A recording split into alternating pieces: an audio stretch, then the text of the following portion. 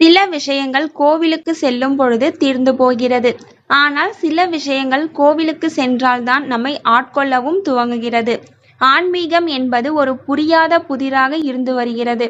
கல்லை கல்லாக காண்பவர்களுக்கு கல்லாகவும், கடவுளாக காண்பவர்களுக்கு கடவுளாகவும் தெரிகிறது. அதுபோல ஒவ்வொருவரின் பார்வைக்கு ஏற்ப ஆன்மீகம் தோற்றமளித்தாலும் சில விஷயங்களை ஏன், எதற்கு என்பதே தெரியாமல் ஏற்றுக்கொள்ள வேண்டும். அத்தகைய ஆன்மீக விஷயங்களில் இந்த 7 தவறுகளை மறந்தும் செய்துவிடாதீர்கள். அது என்ன என்பதை பார்ப்போம். 1. சிவனுக்கு ரொம்பவும் விசேஷமான இந்த திருநீறு பலவிதமான பிரச்சனைகளை தீர்க்க வல்லது. தினமும் நெற்றியில் திருநீறு இட்டுக் கொண்டால் மனதில் தன்னம்பிக்கையும் தைரியமும் பெருகும். மேலும் உடல் நலனும் தேறிடும். அத்தகைய இந்த திருநீற்றை கண்ணாடியை பார்த்து கொண்டே இட்டுக்கொள்ளக்கூடாது. அத்தனையும் துறந்த சாம்பல் என்பதால் அதை அழகாக வைத்துக் கொள்ளக்கூடாது என்று இவ்வாறு கூறப்படுகிறது. 2.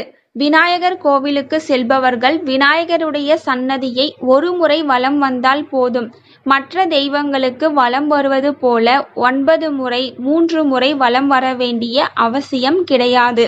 அரச மரத்தடி விநாயகரை கணக்கில்லாமல் வலம் வரலாம் அல்லது 108 முறை வலம் வரலாம். 3. சிவன் கோவிலுக்கு செல்பவர்கள் 3 முறை வலம் வர வேண்டும். முக்கண் உள்ள சிவபெருமானை மும்முறை வலம் வருவதன் மூலம் அவருடைய அருளை எளிதாக பெற்றுக்கொள்ள முடியும். எனவே சிவன் கோவிலுக்கு செல்பவர்கள் கட்டாயம் 3 முறை கருவறையை சுற்றி வலம் வந்து வணங்குங்கள். 4.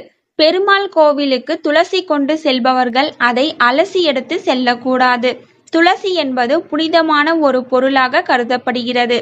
எனவே அதன் தெய்வீக தன்மை மாறாமல் இருக்க தண்ணீரில் அலசாமல் அப்படியே பறித்து எடுத்து செல்ல வேண்டும். 5. தன்னைத்தானே சுற்றி கொண்டு கோவிலில் நின்று வழிபடக்கூடாது.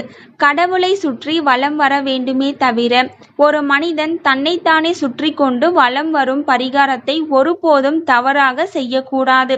இதை யாராவது செய்ய சொன்னாலும் செய்யாதீர்கள். 6. சிவன் கோவிலுக்கு செல்லும் பொழுது கன்னத்தில் சிவ சிவ என்று அடித்துக் கொள்வதை பார்த்திருப்போம். இப்படி கன்னத்தில் போட்டுக்கொள்வதை விஷ்ணு ஆலயங்களில் செய்யக்கூடாது. ஹரியும் சிவனும் ஒன்று என்றாலும் வணங்கும் முறை வெவ்வேறாக இருக்கிறது. 7. சிவன் கோவிலுக்கு செல்பவர்கள் அங்கிருந்து எந்த பொருளையும் எடுத்துக்கொண்டு வரக்கூடாது என்று கூறுவார்கள். இது தவறான நம்பிக்கையாகும். சிவன் சொத்து குலநாசம் என்பது சிவனுடைய ஆலய சொத்தை குறிப்பதாகும்.